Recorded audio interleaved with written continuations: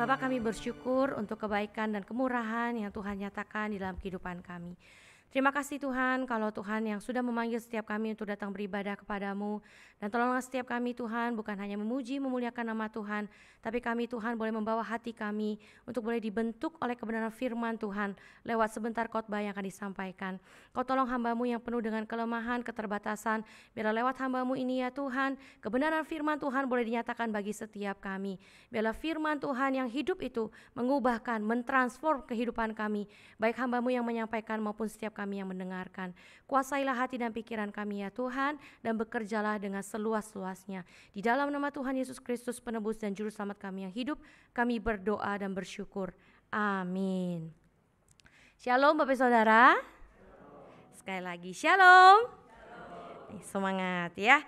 Oke Bapak Saudara, hari ini kebenaran firman Tuhan kita akan bersama-sama belajar dari Kejadian 1 ya. Ada 2 bagian sama Yohanes nanti. Kita buka dulu yang Kejadian 1 ya.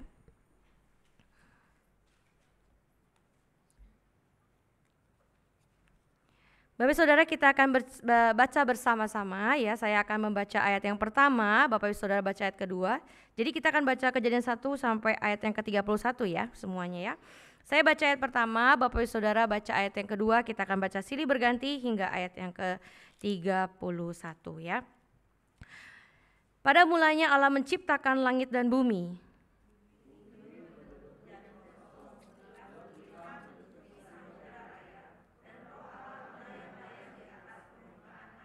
Berfirmanlah Allah, jadilah terang, lalu terang itu jadi. Allah melihat bahwa terang itu baik, lalu dipisahkannya terang itu dari gelap. Dan Allah menamai terang itu siang dan gelap itu malam. Jadilah petang dan jadilah pagi, itulah hari pertama. Berfirmanlah Allah, jadilah cakrawala di tengah segala air untuk memisahkan air dari air. Maka Allah menjadikan cakrawala dan ia memisahkan air yang ada di bawah cakrawala itu dari air yang ada di atasnya, dan jadilah demikian. Lalu Allah menamai cakrawala itu langit. Jadilah petang dan jadilah pagi, itulah hari kedua. Berfirmanlah Allah, hendaklah segala air yang di bawah langit berkumpul pada satu tempat sehingga kelihatan yang kering, dan jadilah demikian. Lalu Allah menamai yang kering itu darat, dan kumpulan air itu dinamainya laut.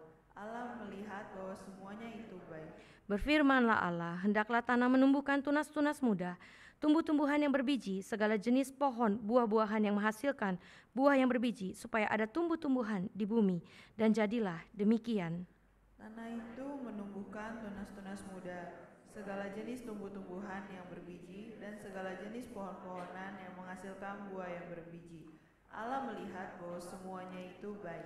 Jadilah petang dan jadilah pagi, itulah hari ketiga. Berfirmanlah Allah, jadilah benda-benda penerang pada cakrawala untuk memisahkan siang dari malam. Biarlah terang dan terang itu menjadi tanda yang menunjukkan masa-masa yang tetap dan hari-hari dan tahun-tahun. Dan sebagai penerang pada cakrawala, biarlah benda-benda itu menerangi bumi, dan jadilah demikian. Maka Allah menjadikan kedua benda penerang yang besar itu, yakni yang lebih besar untuk menguasai siang dan yang lebih kecil untuk menguasai malam, dan menjadikan juga bintang-bintang. Allah menaruh semuanya itu di cakrawala untuk menerangi bumi, dan untuk menguasai siang dan malam, dan untuk memisahkan terang dari gelap. Allah melihat bahwa semuanya itu baik. Jadilah petang dan jadilah pagi, itulah hari keempat. Berfirmanlah Allah, hendaklah dalam air berkeriapan makhluk yang hidup, dan hendaklah burung berterbangan di atas bumi melintasi cakrawala. Maka Allah menciptakan binatang-binatang laut yang besar, dan segala jenis makhluk hidup yang bergerak, yang berkeriapan dalam air, dan segala jenis burung yang bersayap. Allah melihat bahwa semuanya itu baik. Lalu Allah memberkati semuanya itu, firman-Nya, berkembang biaklah dan bertambah banyaklah, serta penuhilah air dalam laut, dan hendaknya burung-burung di bumi bertambah banyak. Jadilah petang dan jadilah pagi, itulah hari kelima. Berfirmanlah Allah, hendaklah bumi mengeluarkan segala jenis makhluk yang hidup, ternak dan binatang melata, dan segala jenis binatang liar. Dan jadilah demikian. Allah menjadikan segala jenis binatang liar dan segala jenis ternak dan segala jenis binatang melata di muka bumi. Allah melihat bahwa semuanya itu baik. Berfirmanlah Allah, baiklah kita menjadikan manusia menurut gambar dan rupa kita, supaya mereka berkuasa atas ikan-ikan di laut dan burung-burung di udara, dan atas ternak, dan atas seluruh bumi, dan atas segala binatang melata yang merayap di bumi. Maka Allah menciptakan manusia itu menurut gambarnya, menurut gambar Allah diciptakannya dia, laki-laki dan perempuan diciptakannya mereka. Allah memberkati mereka, lalu Allah berfirman kepada mereka, beranak cuculah dan bertambah banyak, penuhilah bumi dan taklukkanlah itu, berkuasalah atas ikan-ikan di laut dan burung-burung di udara, dan atas segala binatang yang merayap di bumi. Berfirmanlah Allah, lihatlah aku memberikan kepadamu segala tumbuh-tumbuhan yang berbiji di seluruh bumi dan segala pohon-pohonan yang buahnya berbiji, itulah akan menjadi makananmu. Tetapi kepada segala binatang di bumi dan segala burung di udara dan segala yang merayap di bumi yang bernyawa, kuberikan segala tumbuh-tumbuhan hijau menjadi makanannya. Maka jadilah demikian. Ayat ke-31 kita baca bersama, 1, 2, 3. Maka Allah melihat segala yang dijadikannya itu sungguh amat baik. Jadilah petang dan jadilah pagi, itulah hari ke-6. Satu bagian kebenaran firman Tuhan yang akan kita baca bersama yaitu dari kitab Yohanes. Yohanes 20 ayat 19 hingga 23. 22 maksud saya ya. Yohanes 20 ayat 19 hingga 22. Yohanes 20 ayat 19 hingga 22, jika sudah menemukannya kita akan baca bersama-sama. Yohanes 20 ayat 19 hingga 22, 1, 2, 3. Ketika hari sudah malam pada hari pertama minggu itu, berkumpullah murid-murid Yesus di suatu tempat dengan pintu-pintu yang terkunci, karena mereka takut kepada orang-orang Yahudi. Pada waktu itu datanglah Yesus dan berdiri di tengah-tengah mereka dan berkata, "Damai sejahtera bagi kamu." Dan sesudah berkata demikian, ia menunjukkan tangannya dan lambungnya kepada mereka. Murid-murid itu bersukacita ketika mereka melihat Tuhan. Maka kata Yesus sekali lagi, "Damai sejahtera bagi kamu.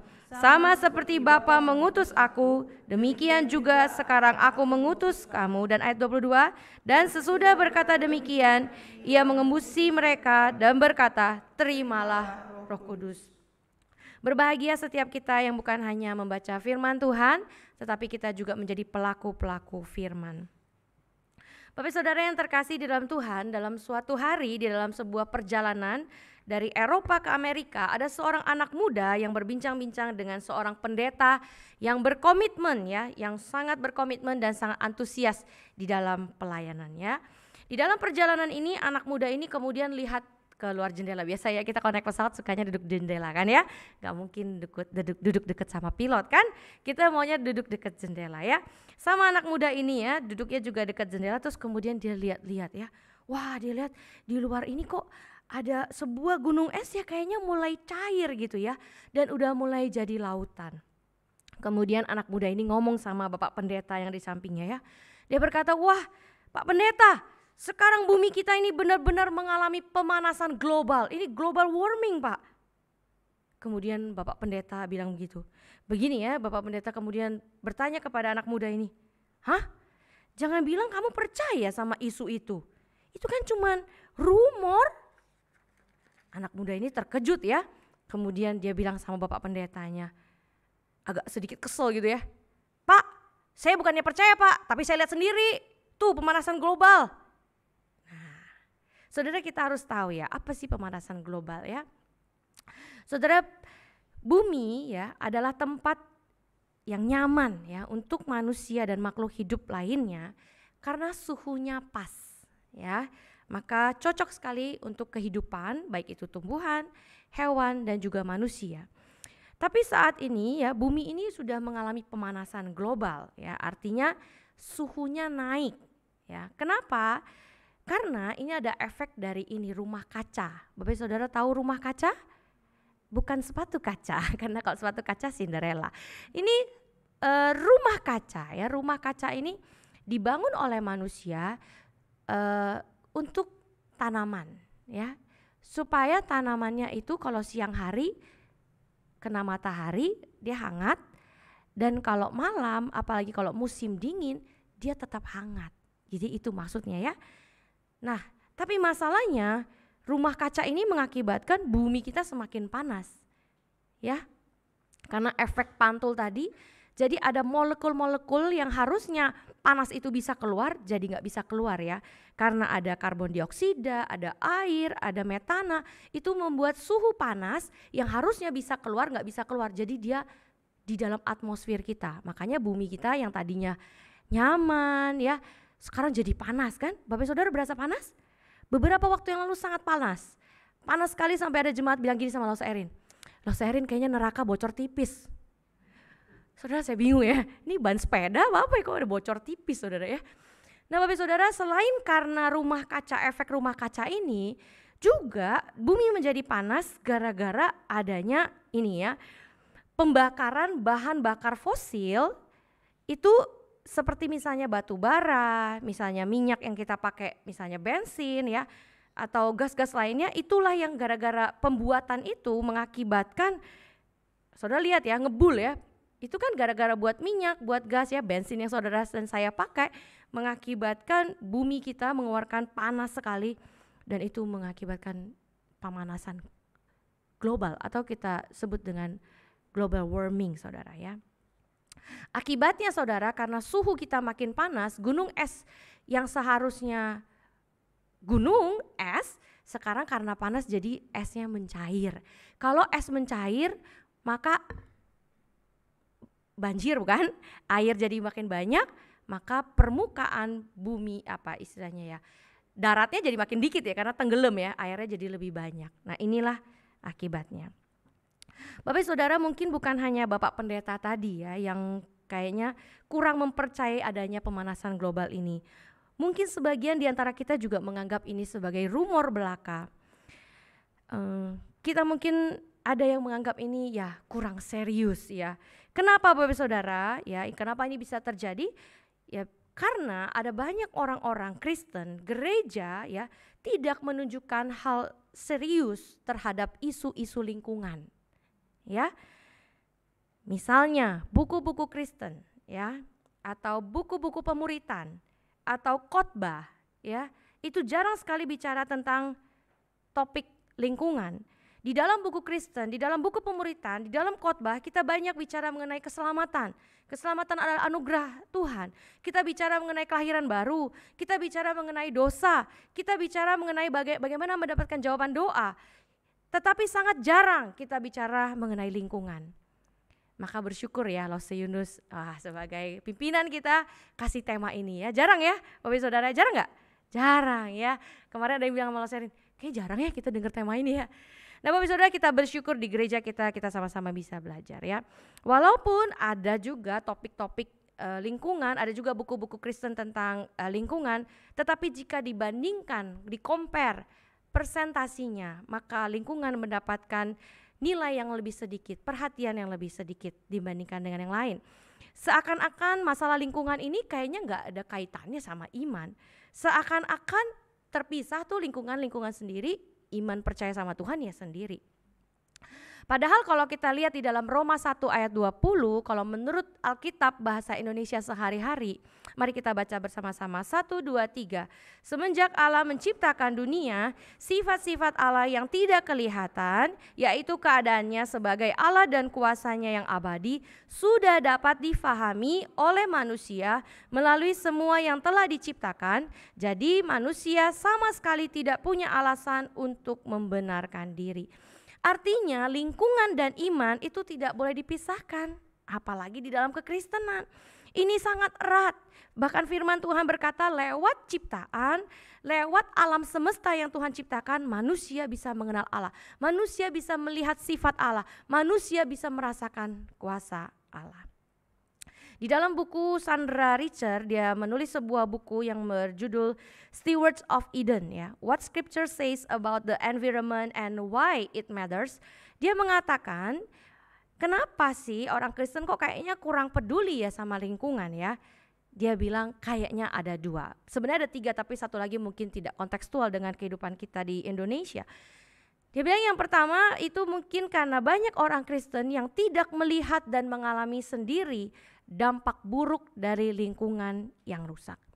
Misalnya pohon-pohon di Haiti ya, di satu daerah di Haiti itu pohonnya dilucuti, kemudian tanahnya itu banyak sekali lobang ya, lumpur. Karena kita nih yang di Teluk Gong kan nggak rasain kan, kita juga nggak lihat kan, jadi ya kita cuek-cuek saja. Kemudian dia berkata pohon-pohon di Kenya dicabut ya dari pegunungan, bahkan itu berusak bermil-mil jauhnya. Kita pun gak lihat, kita pun juga gak ngalamin ya, paling lihat di koran, paling lihat di berita. Tapi kita gak merasakan dampaknya sendiri bukan? Jadi ya kita cuek-cuek saja. Bahkan pencemaran perairan, produksi plastik ya yang merusak keseimbangan makhluk hidup yang ada di laut, kita tidak mengalami sendiri apa kerugian dan dampaknya secara langsung. Oleh karena itu tampaknya orang-orang Kristen ya sangat sulit untuk memperhatikan dan mempedulikan lingkungan yang Tuhan sudah berikan. Alasan yang kedua, sikap orang Kristen itu sendiri ya. Kenapa sih kayaknya orang Kristen itu kurang peduli banget sama lingkungan? Karena kayaknya di dalam diri kita, di dalam paradigma kita itu ada satu sikap yang menganggap jiwa lebih penting daripada laut. Akhirnya gereja, khususnya kita gereja yang berasal dari Injili, kita secara nggak sengaja gitu ya, atau mungkin kita sengaja, kita ini jadi menolak pelayanan-pelayanan seperti membersihkan lingkungan ya, bersihin selokan, daur ulang sampah, kayaknya kita kurang mau ya.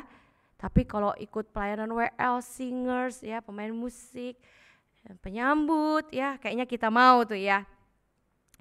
Bapak Saudara, walaupun mungkin ada sebagian di antara kita yang peduli terhadap lingkungan ya, Laus Erin gak bilang semuanya begitu ya. Tentu ada beberapa juga yang mempedulikan lingkungan. Tapi Laus Erin juga pernah dengar ya, ada satu orang yang berkata gini sama Laus Erin ya. Khususnya waktu itu Laus Erin mengadakan program untuk pemisahan sampah ya. Tong sampahnya berubah semua kan ya. Ada yang basah, ada yang kering ya.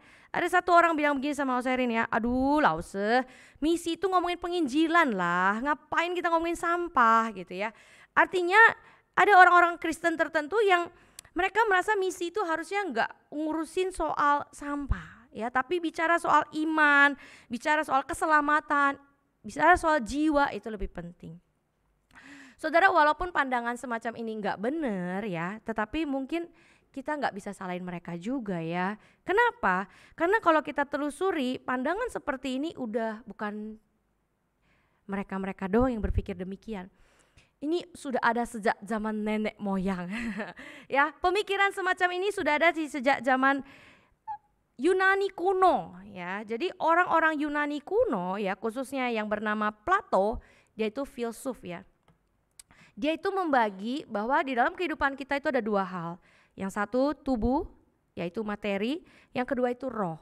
Nah buat orang-orang Yunani, khususnya si Plato ini ya, yang dia mendoktrin, mencuci otak orang-orang, dia mengatakan bahwa tubuh itu gak penting, tubuh itu jahat, tubuh itu dosa, yang baik itu roh, yang kudus itu roh ya. Jadi oleh karena itu orang-orang jadi punya salah paradigma ya, orang-orang jadi berpikir, kalau jadi abang becak kayaknya jelek tuh. Kalau jadi tukang bersih-bersih di depan kayaknya jelek tuh. Tapi kalau jadi pendeta kudus. Ya? Atau Bapak Ibu Saudara ada yang punya pemikiran demikian juga? Orang-orang zaman dulu ya, khususnya karena filsuf, karena pemikiran Plato ini ya, maka orang-orang mulai lebih banyak bicara ya, atau mereka lebih banyak memberatkan soal wisdom, hikmat, kepintaran, wawasan. Tapi kalau soal tubuh, lingkungan, alam, bumi itu rendah ya. Bapak Saudara, jika kita melihat ya di dalam Yohanes 20 ayat 19 sampai 22 yang tadi kita barusan baca ya, di tengah-tengah ketakutan murid-murid Tuhan Yesus terhadap orang Yahudi ya, Tuhan Yesus setelah kebangkitannya dia menghampiri murid-muridnya ya, dan dia berkata apa? Apa yang Yesus katakan? Hai guys gitu ya. Damai sejahtera bagi kamu ya. Kalau dalam bahasa Yunaninya eirene Ya, cocok sekali sama yang khotbah ya. Eirene, humin ya katanya. Nah, ini bahasa Yunaninya eirene, tapi kalau di dalam bahasa Perjanjian Lama yaitu bahasa Ibrani itu adalah kata shalom. Jadi shalom dan eirene itu memiliki makna yang sama. Saudara, di dalam 3 ayat yang sedikit saja itu kata eirene, kata shalom diulang sebanyak 2 kali. Bapak Saudara, sejak awal Tuhan menjadikan langit dan bumi ya, dan seisinya di dalam semuanya, Allah itu punya satu misi dan satu tujuan, yaitu Tuhan mau menghadirkan shalom. Tuhan mau menghadirkan eirene di tengah dunia ini. Kata shalom ini ya, kalau kita lihat di dalam Perjanjian Lama itu diulang sebanyak 250 kali. Kalau dalam Perjanjian Baru menggunakan kata eirene sebanyak 90 kali diulang ya. Saudara, kata shalom ini di dalam Perjanjian Lama seringkali sebagai kata pembukaan ya. Kalau kita ketemu orang tadi ya, Lause Ayunda langsung shalom ya. Lause Erin kalau ke rumah jemaat shalom ya. Kalau Lause Erin telepon orang shalom. Kenapa? Supaya damai sejahtera Allah itu kamu rasakan bagi kamu ya. Maka kita berkata shalom. Tapi sebenarnya ya Bapak Saudara, kalau di dalam bahasa Indonesia itu diterjemahkan sebagai damai sejahtera. Tapi sebenarnya menurut pengamatan para ahli, sebenarnya tidak ada kata di dalam bahasa lain yang dapat merangkum seluruh makna dari kata Ibrani shalom. Artinya makna Ibrani shalom itu terlalu kaya, kata shalom itu terlalu kaya, sampai gak bisa satu kata menggantikan dia ya. Kata shalom itu lebih dari sekedar kondisi yang tanpa konflik. Bukan cuma itu ya, lebih daripada itu. Shalom jauh juga lebih daripada sebuah keadaan batin yang bebas dari perselisihan, dari permusuhan. Lebih daripada itu ya. Bahkan Richard Dewey dia mengatakan ya, kata shalom itu seharusnya diterjemahkan dengan kata wholeness. Wholeness in all dimensions of life. Artinya keutuhan dalam segala dimensi kehidupan. Shalom berarti sebuah keadaan di mana seluruh ciptaan Allah di dalam sebuah relasi yang harmonis ya. Keadaan ini merupakan sebuah keadaan di mana kondisi awal dunia diciptakan ya. Di mana manusia belum jatuh ke dalam dosa. Kalau kita baca di dalam Kejadian yang pertama tadi, kata apa yang terus diulang? Baik, betul? Ya. Kita akan menemukan ya yang berulang-ulang adalah Allah melihat ciptaannya itu baik ya. Setelah Allah menjadikan terang, Allah berkata, Allah melihat itu baik. Setelah Allah memisahkan air yang kering, dia namain dengan darat, kemudian yang basah dikatakan dengan laut, Allah melihat itu baik. Ketika Allah membuat tanah ya menumbuhkan tumbuhan, Tuhan melihat itu baik. Allah menciptakan benda-benda penerang, cakrawala, dan Allah melihat itu baik. Ketika Tuhan menciptakan binatang, bahkan binatang yang liar, Tuhan bilang itu baik. Dan ketika Tuhan pada hari ke-6 Tuhan menciptakan manusia, Tuhan berkata apa? Allah melihat segala yang dijadikannya itu sungguh amat baik.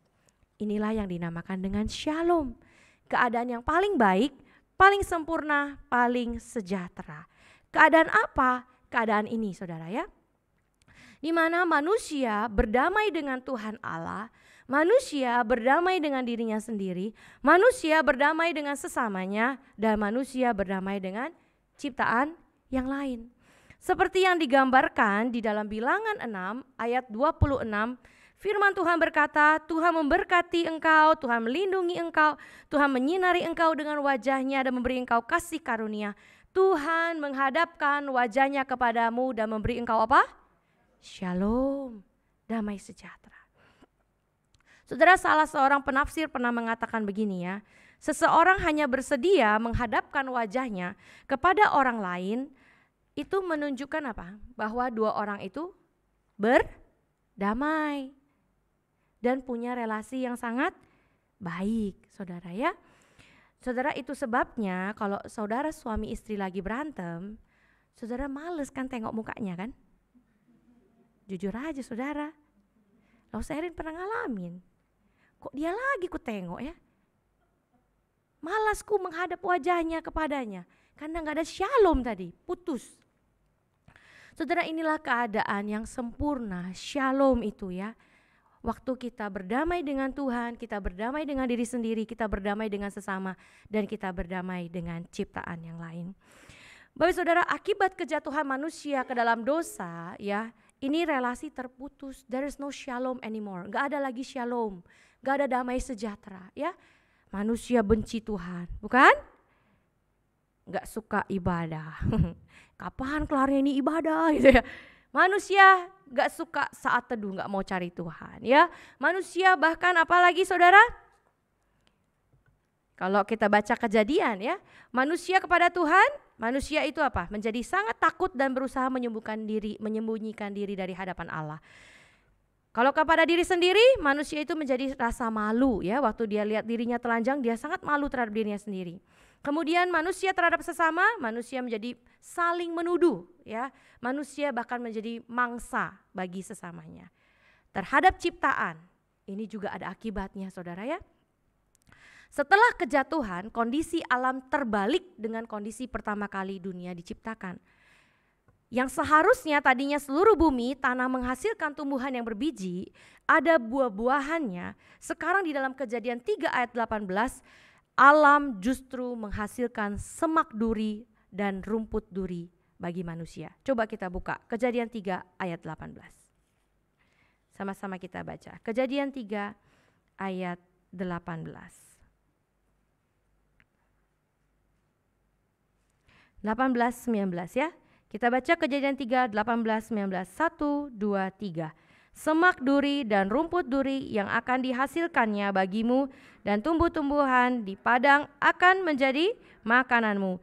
Dengan berpeluh engkau akan mencari makananmu sampai engkau kembali lagi menjadi tanah, karena dari situlah engkau diambil sebab engkau debu dan engkau akan kembali menjadi debu. Bapak saudara, kita bisa melihat kondisinya sangat terbalik. Tadinya baik, sekarang menjadi rusak. Bahkan di dalam Roma 8 ayat 22 mencatat bagaimana sampai sekarang seluruh makhluk sama-sama mengeluh dan sama-sama merasakan sakit bersalin. Saudara, tapi di tengah kondisi yang seperti ini ya, yang tidak ada lagi shalom karena dosa kita bersyukur firman Tuhan berkata, ada good news, ada Injil, ada kabar baik. Apa itu kabar baiknya saudara ya? Kolose pertama ayat 20 firman Tuhan berkata 1, 2, 3. Dan oleh dialah ia memperdamaikan segala sesuatu dengan dirinya, baik yang ada di bumi maupun yang ada di sorga, sesudah ia mengadakan pendamaian oleh darah salib Kristus. Artinya Allah memperdamaikan dirinya dengan seluruh ciptaan. Tuhan tidak membiarkan kondisi itu. Tuhan tidak membiarkan kita hidup tanpa shalom. Tuhan mau memperbaiki, Tuhan mau memulihkan keadaan kita. Tuhan mau memperdamaikan dirinya dengan seluruh ciptaan yang sudah rusak oleh karena dosa. Dan Tuhan berjanji di dalam Yesaya 65 ayat 21 sampai 22, firman Tuhan berjanji bahwa Allah akan memulihkan seluruh keadaan kita yang chaos ini, yang tidak ada shalom ini. Nanti kita akan bersama-sama hidup di langit dan bumi yang baru. Di langit dan bumi yang baru, kebun-kebun akan menghasilkan buahnya. Manusia akan menikmati hasil pekerjaan tangan mereka. Saudara, lewat Yesus Kristus lah ya, lewat Kolose 1 ayat 20 tadi kita mengerti bahwa hanya lewat Yesus Kristus lah Allah memulihkan seluruh aspek kehidupan kita yang sudah chaos ini kemudian kepada shalom. Saudara, bukankah kita adalah orang-orang yang sudah menerima shalom itu, bukan? Saya percaya Bapak Saudara ya, kita adalah orang-orang yang sudah menerima shalom. Bukankah hanya karena Yesus Kristus kita yang tadinya seteru Allah, kita sekarang boleh memiliki shalom dengan Allah, bahkan kita boleh panggil Allah kita dengan panggilan Bapa? Saudara, bukankah hanya karena kasih daripada Yesus Kristus, kita yang tadinya manusia yang malu terhadap diri sendiri, kita benci terhadap diri kita sendiri, sekarang kita berdamai, kita punya shalom terhadap diri kita sendiri, kita menghargai diri kita sendiri. Bukankah saudara, hanya lewat Yesus Kristus kita yang tadinya di keluarga kita hancur berantakan, namun kemudian kita menerima shalom. Dan saat ini Bapak Saudara, Shalom yang telah Allah nyatakan lewat pengorbanan Yesus Kristus, kehadiran Yesus Kristus, sekarang shalom itu diajak gereja berpartisipasi di dalamnya. Saudara, kalau kita baca kitab Yohanes tadi, shalom, damai sejahtera tadi itu dikasih kepada murid-muridnya ya. Damai sejahtera bagi kamu. Tetapi setelah itu enggak stop sampai di sana. Itu baru koma. Ada ayat berikutnya. Tuhan bilang apa? Sama seperti Bapa mengutus aku, demikian juga aku mengutus kamu. Artinya shalom itu enggak boleh hanya diam di dalam diri para murid ya, termasuk juga kita, tetapi itu harus dibagikan kepada orang lain ya. Bahkan ada seorang penulis yang mengatakan ya, sesungguhnya pengulangan 2 kali kata shalom itu yang Yesus maksudkan, Yesus menunjukkan bahwa para murid tidak hanya menerima shalom, tetapi itu diiringi dengan penugasan. Artinya kamu terima, kamu gak boleh simpan sendiri. Shalom itu harus dibagikan ya. Saudara, gereja bukan menggantikan misi Kristus, karena sampai kapanpun gereja tidak akan pernah bisa menggantikan Kristus. Gereja juga tidak sedang meneruskan misi Kristus, karena sampai sekarang Kristus pun masih menjalankan misinya. Tetapi ketika Kristus berkata damai sejahtera bagi kamu, sama seperti Bapa mengutus aku, demikian juga aku mengutus kamu, itu artinya gereja berpartisipasi. Saudara pernah lihat pohon yang dicangkok? Ditempel saudara ya, enggak menggantikan, tapi kita nempel, ikut serta di dalam shalom ya yang Tuhan mau berikan kepada dunia ini. Kita ikut mengambil bagian. Saudara, seharusnya lewat kehadiran gereja, lewat kehadiran orang-orang percaya, jiwa-jiwa yang hilang itu kembali berelasi dengan Tuhan. Harusnya lewat kehadiran gereja, orang-orang yang tadinya udah rusak gambar dirinya bisa disembuhkan. Harusnya lewat gereja, orang-orang rumah tangga yang sudah berantem bisa kembali harmonis, punya shalom karena kehadiran gereja atau orang percaya.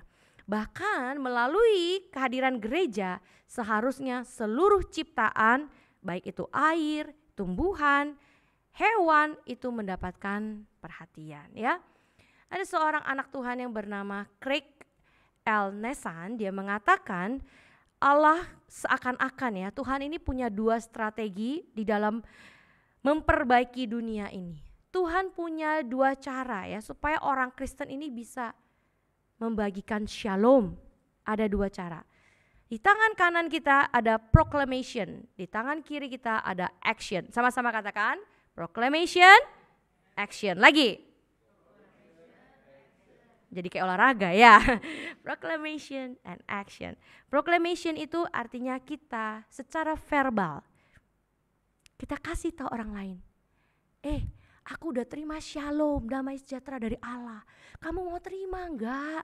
Kita share secara verbal ya. Dengan mulut kita berkata, kita share.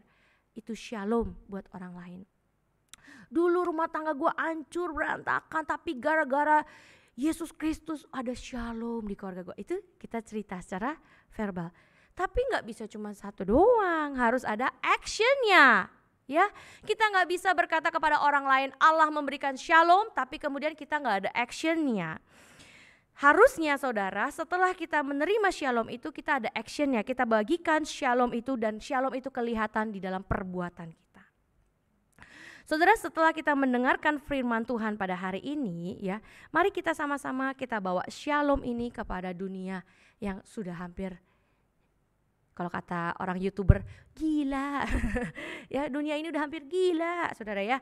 Yang kacau ini mari kita bawa shalom ya. Satu sisi kita menyatakan, tapi satu sisi kita juga harus ada action yang kita perbuat. Saudara, masalah kita apa sekarang ya?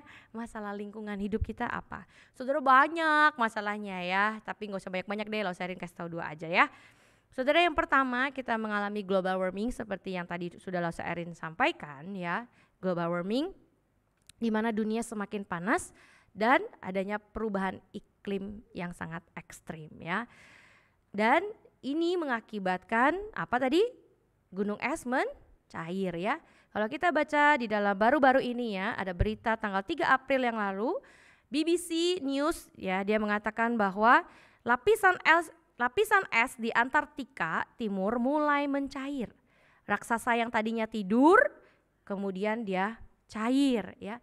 Sehingga permukaan laut itu menjadi naik. Para ilmuwan lewat satelit mereka tiap hari ngecek. Nggak kayak kita tiap hari bukanya YouTube, TikTok, Instagram. Kalau mereka pakai satelit, lihat di atas ya. Lihat gunung-gunung es ini udah mulai mencair ya. Tadinya tahun 2022 mereka baru lihat gunung itu ada celah. Tapi sekarang 1 tahun kemudian udah mencair. Ngeri saudara ya.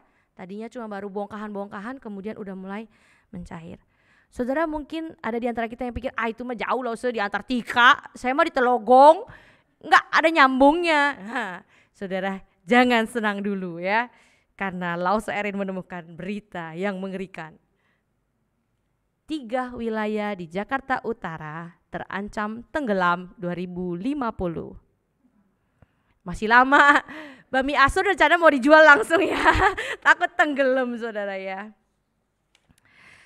Saudara, ini berita Sindo News ya, dia mengatakan bahwa ada 3 wilayah di Jakarta Utara yang akan tenggelam di tahun 2050,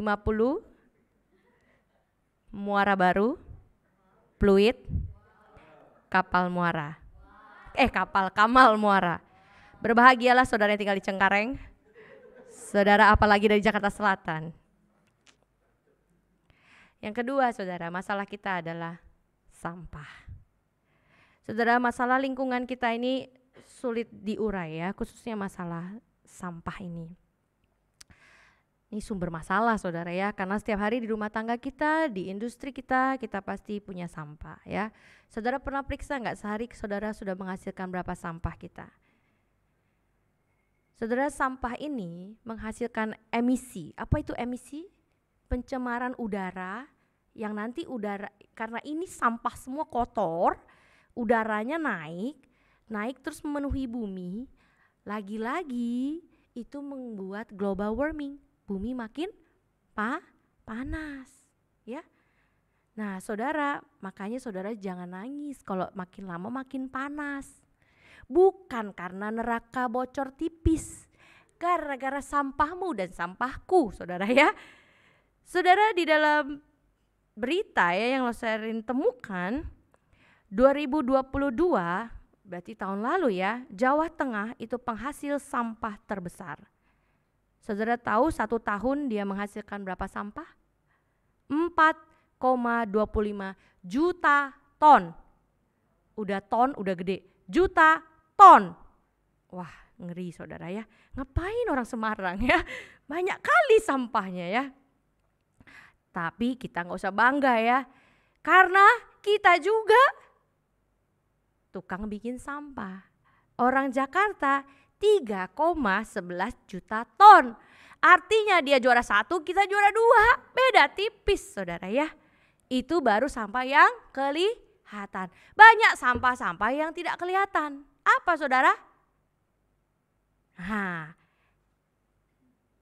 Ada seorang anak muda bernama Maureen Simatupang, dia mempunyai Instagram Navakara ya, dia itu merancang zero waste ya, supaya kita tuh tidak membuang sampah terus, nggak produksi sampah terus. Dia mengatakan kita setiap 24 jam memuntahkan 162 juta ton polusi pemanasan global. Sampah yang terlihat 3,11 juta ton. Sampah yang tak terlihat yang kita buat di langit-langit, makanya atmosfer kita kayak panas banget ini makin tipis. 162 juta ton per 24 jam dalam sehari. Waduh. Saudara, kalau kayak gini gimana orang rasain shalom saudara ya? Saudara, bagaimana sih supaya kita bisa membawa shalom ya kepada lingkungan kita? Lause Erin punya 4M. Sama-sama katakan 4 M ya, gampang lah. 1. Iya, kok nggak nampak ini tulisannya? Oh, harusnya ada angka 1-nya ya, kok hilang dia. Oke, 1, mulai memilih kendaraan listrik. Saudara sayang ya, saya khotbahnya sekarang, saya baru beli motor bulan lalu saudara. Tahu gitu saya beli yang listrik. Saudara kalau bisa ya, kalau bisa memilih ya, saudara pilihlah kendaraan yang listrik. Bukan berarti kita boleh boros-borosin listrik saudara, tetapi untuk menghasilkan listrik kita tidak begitu mengotori bumi karena bisa pakai pembangkit yang lain, produksi yang lain yang tidak mengotori bumi. Tapi kalau kita pakai bensin itu waktu kita membuat bensin, molekul panas yang harusnya bisa keluar tadi yang seperti Lause Erin katakan itu nggak bisa keluar karena produksinya aja udah begitu kotor. Makanya bumi kita makin panas ya. Kalau saudara belum bisa memilih kendaraan listrik, Lause Erin punya tips. Nebeng temen. Bener. Karena kalau kita naik angkot kan males ya, apalagi di Jakarta. Lause Erin jujur aja loh, Lause Erin takut kalau naik angkot ya kan. Karena hampir pernah ditodong ya kan. Nah kalau naik kendaraan sendiri kan tadi enggak bawa Shalom. Ya kita nebeng temen lah ya. Gantian, hari ini kita bayar bensin, besok dia yang bayar bensin gitu ya. Jangan satu orang satu mobil, satu orang satu mobil. Nah inilah yang bikin celaka ya. Nih kayak gini nih ya, gara-gara bensin kita. Tadi apa pertama? Mulai memilih kendaraan listrik ya. Yang kedua, mulai berhenti menggunakan air tanah. Saudara-saudara yang menggunakan air tanah, bertobatlah. Gereja pakai air tanah gak sih? Takutnya saya juga pakai selama ini. Saudara, kenapa ya? Karena seperti yang dikatakan sama Bapak tadi ya di dalam Sindo News tadi ya. Kita wilayah Jakarta Utara 2050 kita akan tenggelam tadi kan, benar gak? Itu dikarenakan ya Menteri PUR mengatakan ada 2 alasan. Pertama memang karena kita dekat laut ya. Yang kedua, karena banyak air tanah yang diambil. Jadi kalau saudara dan saya tenggelam, jangan salahin pemerintah. Karena kau dan saya ngambil air tanah selama ini ya. Bertobatlah. Nomor 3, mulai mengurangi sampah abadi. Saudara bukan cuma cinta yang abadi, tapi ada sampah abadi. Apa itu sampah abadi? Sampah abadi itu plastik dan styrofoam. Kemarin Lause Erin, jujur aja ya saudara, maaf jangan tersinggung ya, Lause Erin sidak ke salah satu rumah jemaat ya. Isinya tiap hari dia minum pakai botol aqua plastik. Ah, yang ketawa itulah orangnya ya. Satu rumah berdua setiap hari 2 botol. 1 tahun menghasilkan berapa banyak botol plastik aqua ini? Bertobat ya Bu ya? Iya katanya. Nanti Lause Erin sidak lagi ya. Nah, masak air betul, tapi jangan pakai air tanah. Yang kedua, ya selain selain plastik, styrofoam itu juga adalah sampah abadi.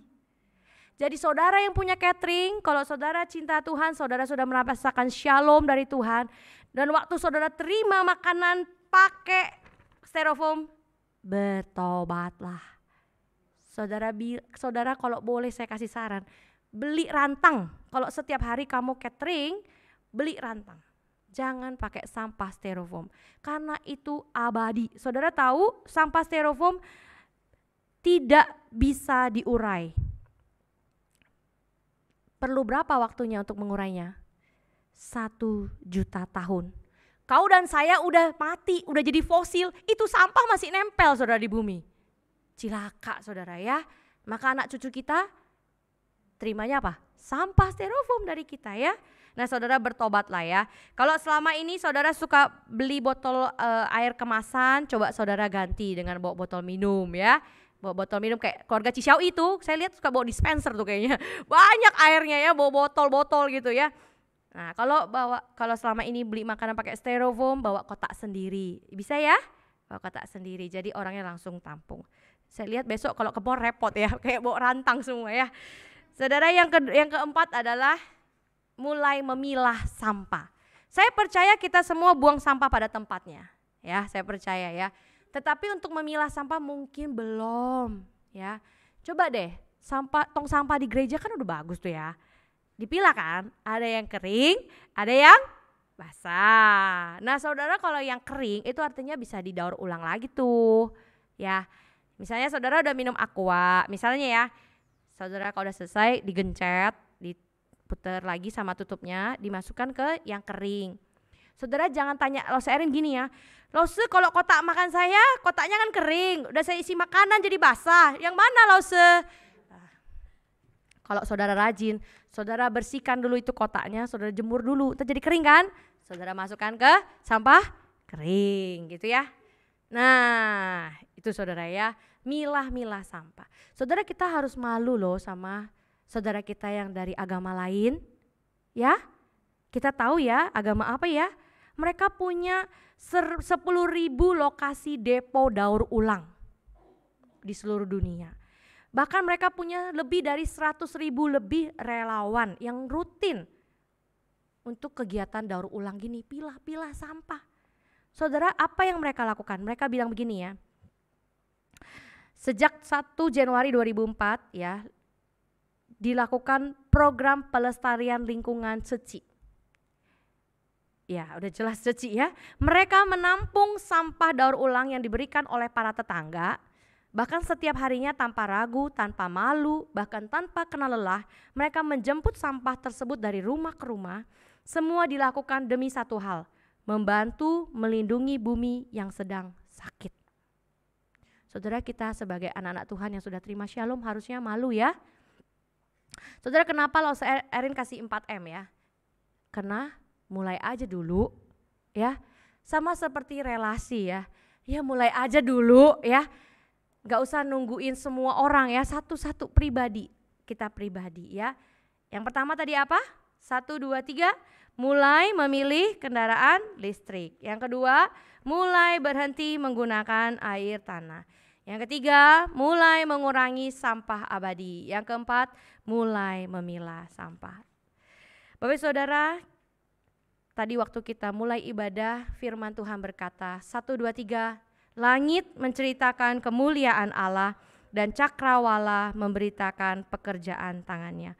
Bapak Saudara, bukankah kita benar-benar percaya bahwa langit menceritakan kemuliaan Allah? Bukankah kita benar-benar percaya bahwa cakrawala memberitakan pekerjaan Allah? Bapak Saudara, kalau kita percaya namun kita tidak merawatnya, bahkan justru kita menghalanginya, kita merusaknya, itu artinya kita sedang menghalangi orang lain untuk bisa mengalami shalom Allah.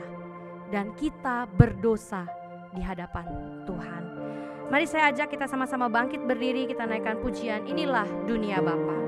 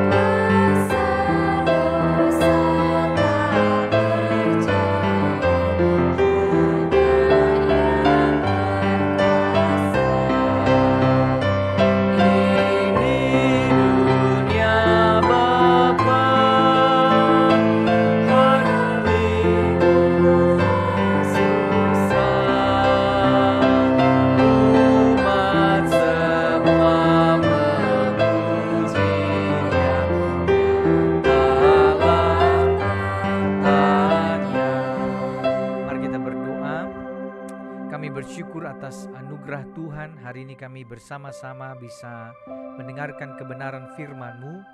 Begitu luas harusnya cakupan kami memahami iman kami, tidak hanya berpusat kepada diri kami sendiri, tetapi itu berhubungan dengan lingkungan kami berada. Ya Tuhan, kami mungkin tidak bisa melakukan banyak hal karena ada banyak sistem yang harus diperbaiki seharusnya. Tetapi biarlah kesadaran ini menolong kami, mengubah hati kami, membuat kami selalu sadar bahwa iman kami terkoneksi dengan lingkungan kami berada. Tolong kami melakukan satu demi satu bagian kami di dalam menjaga lingkungan, kebersihan kami mulai dari rumah kami, mulai dari keluarga kami. Ya Tuhan, terima kasih untuk kebenaran firman-Mu mengingatkan kami betapa pentingnya kami mencintai lingkungan ini, dan lingkungan hidup kami juga alam semesta ini Tuhan ciptakan dan juga Tuhan cintai. Terima kasih Tuhan, Kau berkati hamba-Mu Lausa Erin yang sudah menyampaikan firman-Mu. Engkau kuatkan sertai dia dalam pelayanan dan juga nanti untuk pelayanan pemberitaan firman di kebaktian yang kedua. Ini doa dan syukur kami, dalam nama Tuhan Yesus kami berdoa, amin.